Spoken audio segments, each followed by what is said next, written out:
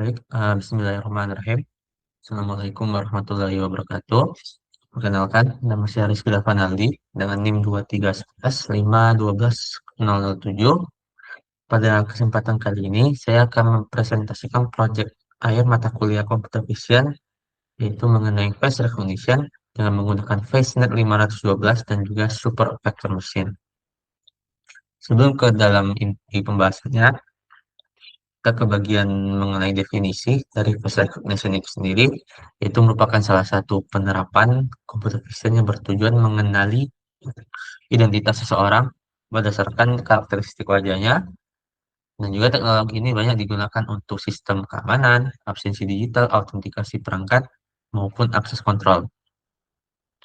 Dan juga saya membangun face recognition ini menggunakan kombinasi dua metode, yaitu FaceNet 512 sebagai feature extractor dan juga Super Vector Machine atau SVM sebagai classifier. Alasan saya memilih kedua metode ini dikarenakan ini sangat mampu menghasilkan representasi wajah yang sangat baik, sedangkan SVM memiliki performa yang tinggi dalam melakukan klasifikasi pada data berdimensi tinggi seperti embedding wajah. Oke, untuk sistemnya ini sendiri, yaitu film ini menerima sebuah gambar sebagai masukan, kemudian gambar tersebut diproses menggunakan FaceNet 512 untuk menghasilkan representasi numerik atau embedding. Setelah diperoleh embeddingnya, data tersebut diberikan kepada SVM yang telah dilatih sebelumnya. Output dari sistem ini adalah identitas orang yang dikenali berdasarkan embedding tersebut.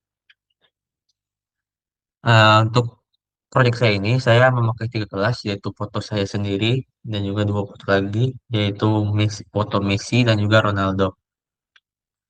Sini bisa di, ya, di sini bisa dilihat ini untuk aktivitas dari saya. Untuk Ronaldo ini ada sekitar 231 foto, dan juga untuk Messi ada di 231 foto juga, dan juga untuk foto saya sendiri yaitu 231. Ah, dan juga ini sudah saya bagi menjadi tiga kelas sehingga memudahkan nanti dalam proses pembacaan datanya, dan juga untuk semua foto ini saya crop manual agar bisa mendapatkan tingkat akurasi yang tinggi dan bisa direkognisi dengan mudah.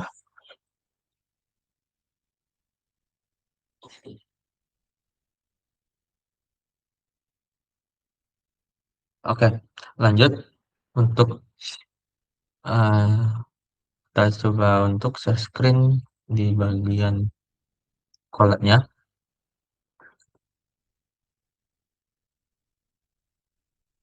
Oke, sini bisa lihat ini beberapa eh, collab saya di mana saya ingin melakukan pemrogramannya. Di sini yang pertama tidak lupa untuk menginstal beberapa instalasi seperti install Device, scikit-learn dan juga Seaborn, yang dimana Device untuk mengekstraksi fitur wajahnya, scikit-learn untuk pelatihan mode SVM-nya, dan juga Seaborn-nya untuk memvisualisasi hasil evaluasi modelnya.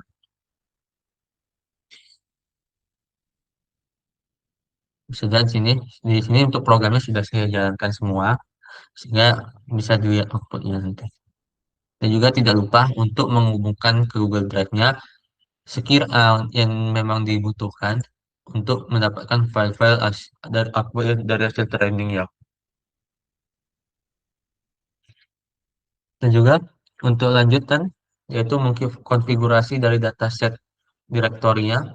Di sini saya memberikan link pad dari datasetnya, yaitu content my drive UAS Compass slash dataset.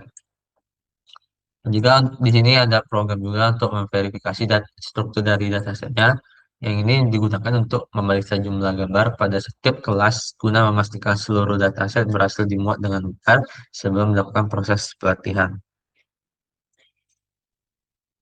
Nah, di sini bisa dilihat menghasilkan jumlah dari gambar tiap kelasnya. Ada Dava, Ronaldo, dan juga Messi. Tinggal lanjut untuk visualisasi sampel dari image dari dataset yang sudah saya kumpulkan untuk melihat apakah benar-benar valid atau tidak. Ini bisa lihat ada foto saya diklasifikasikan sebagai apa, Ronaldo dan juga Messi. Lalu untuk ini yang tadi baru 3 gambar, sini saya mendisplaykan gambar random dari sampel image yang dalam jumlah yang besar. Sehingga di sini ada kelasnya, ada 3 dan juga terverifikasi semua memang ada. Juga saya melakukan analysis data distribution, itu melakukan suatu analisis distribusi jumlah data pada setiap kelas untuk mengetahui keseimbangan datasetnya dalam bentuk tabel dan juga sini bisa dilihat total image-nya itu seimbang, jadi sehingga tidak terjadi timpangan.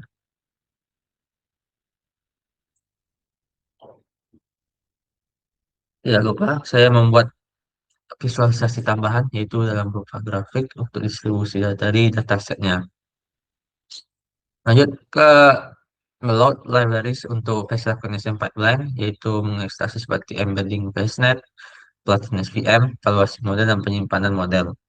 Nah, untuk FaceNet 512 ini sendiri, itu merupakan model deep learning yang telah dilatih menggunakan jutaan gambar wajah. Selama proses pelatihan tersebut, model mempelajari berbagai karakteristik wajah manusia seperti bentuk mata, hidung, bibir, rahang, hingga hubungan antar fitur wajah. Karena sudah dilatih sebelumnya, Fashion tidak perlu dilatih kembali dari awal sehingga dapat langsung digunakan sebagai feature extractor. Kenapa saya menggunakan FaceNet? Karena apabila sistem langsung membandingkan 2 gambar berdasarkan nilai pixelnya, maka hasil pengenalan akan sangat dipengaruhi oleh pencahayaan, posisi kepala, maupun ekspresi wajah. Oleh karena itu, diperlukan metode yang mampu mengekstraksi karakteristik wajah sehingga lebih stabil terhadap berbagai perubahan tersebut. Bagaimana untuk PSN ini sistem kerjanya itu ketika gambar dimasukkan dalam sistem, PSN terlebih dahulu memproses wajah menggunakan jaringan neural. Setelah proses tersebut selesai, PSN menghasilkan sebuah embedding. Nah, embedding itu apa? Embedding itu representasi numerik dari karakteristik wajah seseorang. Pada FaceNet 512, embedding memiliki panjang 512 dimensi dengan setiap angka pada embedding tidak menunjukkan warna ataupun ukuran gambar tetapi merupakan representasi matematis dari ciri-ciri wajah seseorang. Embedding ini sangat penting karena ibaratkan sebagai sidik jari digital gitu. 2 gambar dari orang yang sama akan menghasilkan embedding yang saling berdekatan. Sebaliknya, kalau gambar dari orang yang berbeda akan menghasilkan embedding yang memiliki jarak yang jauh. Oleh karena itu, face-nya tidak mengenali nama seseorang, namun tetapi menghasilkan representasi numerik dari wajah tersebut.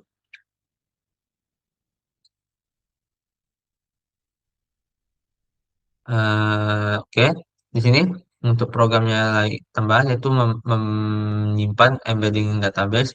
Di sini untuk menyimpan dalam 2 file yaitu non embedding PKL dan juga non labels PKL yang fungsinya untuk apa? Yang fungsinya untuk ketika program dijalankan, program webcamnya dia langsung mengenali foto seseorang yang sesuai dari 3 kelas tadi, sehingga ketika terjadi ada foto orang luar dari 3 kelas tersebut akan dideteksi sebagai unknown atau tidak terdefinisi, sehingga menghindarkan terjadinya kesalahan sistem yaitu ketika ada foto yang di luar dari 3 kelas tersebut, mereka malah dimasukkan ke dalam salah satu kelas tersebut. Nah, tadi kita membahas embedding. Nah, setelah embedding itu berhasil diperoleh, langkah berikutnya itu melakukan proses klasifikasi menggunakan SVM. Kenapa saya masih memakai SVM? Karena face itu hanya menghasilkan embedding. Embedding tersebut belum punya informasi mengenai identitas orang tersebut. Oleh karena itu dibutuhkan algoritma klasifikasi yang mampu mempelajari hubungan antara embedding dengan label identitas. Kenapa saya milih SVM? Karena sangat efektif untuk klasifikasi data berdimensi tinggi dan juga sesuai dengan embedding dari FastNet yang memiliki 512 fitur. Untuk cara kerjanya sendiri, itu menerima embedding dari seluruh gambar beserta label identitasnya, kemudian SVM mencari batas pemisah, terbaik atau hyperplane sehingga embedding dari setiap identitas dapat dipastikan dengan jelas. Setelah model selesai dilatih, embedding baru dapat diklasifikasikan berdasarkan posisi terhadap hyperplane tersebut. Itulah penjelasan mengenai Fastnet 512, embedding dan juga SVM. Jadi saya sembari melanjutkan mengenai penjelasan program tersebut. Saja di sini ada sudah saya buatkan catatannya secara singkat mengenai apa aja fungsi-fungsi programnya per sel. Nah, ini untuk validate extract dan embedding untuk memastikan jumlah embedded yang berhasil diekstraksi sesuai dengan jumlah data yang tersedia. Dan juga mengkonversi fitur menjadi NumPy arrays untuk kebutuhan pelatihan machine learning. Dan juga dikarenakan ini ada pelatihan tingkat akurasi, itu tidak luput dari split training dan split antara data training dan juga data testing dan juga memverifikasi data set splitnya ada jumlahnya ada berapa. Bisa dilihat jumlahnya 554 untuk training dan juga tesnya itu 139.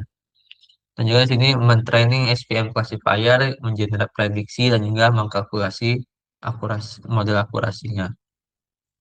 Lihat di sini hasilnya SVC C sama dengan 100 dengan juga probability-nya true.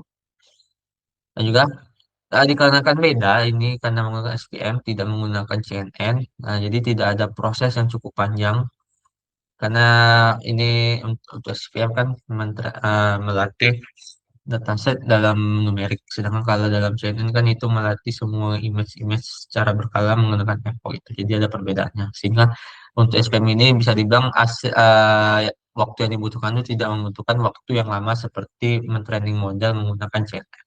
Bisa dilihat di sini hasilnya yaitu akurasinya 87,77%.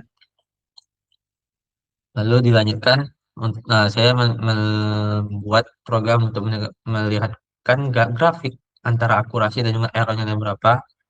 Yang akurasinya 87,77, sedangkan errornya itu ada 12,23. Juga untuk klasifikasi reportnya bisa dilihat untuk Java precisionnya, misi dan warnanya cukup cukup memuaskan. Ya, dan yang terlalu tembang dalam tingkat akurasinya. Dan juga ini tambahan lagi fitur klasifikasi reportnya dan juga ini untuk confusion matrixnya. Jadi ini bisa dilihat untuk Ronaldo 43 foto terdeteksi gambar Ronaldo, sedangkan duanya terdeteksi Dava dengan Messi. Untuk Messi sendiri 37 yang terdeteksi sebagai Messi, 6-nya lagi terdeteksi sebagai Ronaldo dan 3-nya terdeteksi sebagai Dava. Sedangkan pada Dava 42 foto terdeteksi sebagai foto Dava, sedangkan 3-nya terdeteksi sebagai Messi, satunya terdeteksi sebagai Ronaldo. Bisa dibilang masih ada beberapa foto yang masih miss dalam pendeteksi recognition-nya. Namun ini bisa dibilang cukup oke, karena kan foto yang terdeteksi sesuai dari kelas yang sudah diprediksi itu masih lebih tinggi daripada yang miss. Ini untuk grafik dari precision, recall, effort score-nya tiap-tiap kelasnya. Dan juga ini untuk jumlah tes sampel pada tiap kelasnya. Lalu lanjut untuk menyimpan model SVM yang telah dilatih, ya untuk save SVM flash model PKL dan juga flash labelnya. Dan juga ini untuk melakukan testing face recognition testing untuk menguji model menggunakan 3 gambar yang acak. Di sini saya menggunakan satu foto yang menggabungkan 3 wajah dari kelas tersebut. Nah, ini untuk masih dalam bentuk dataset yang saya punya. Bisa lihat untuk confidence dari mesinnya itu cukup lumayan. Namun ada satu momen ini face not detected dikarenakan masih terdapat kekurangan atau error dalam deteksi saya. Tapi seenggaknya selebihnya masih cukup oke gitu untuk mendeteksi. Lanjut, ini merupakan gimana kalau kita memakai foto dari luar. Ini sudah saya coba. Sini saya menambahkan foto saya, foto Messi, Ronaldo dalam satu frame dan alhamdulillahnya untuk aslinya itu cukup lumayan terdeteksi sesuai dengan nilai grafis yang ditampakkan presentasinya. Juga di sini untuk menggunakan Centroid untuk apa ya untuk Centroid ini untuk men-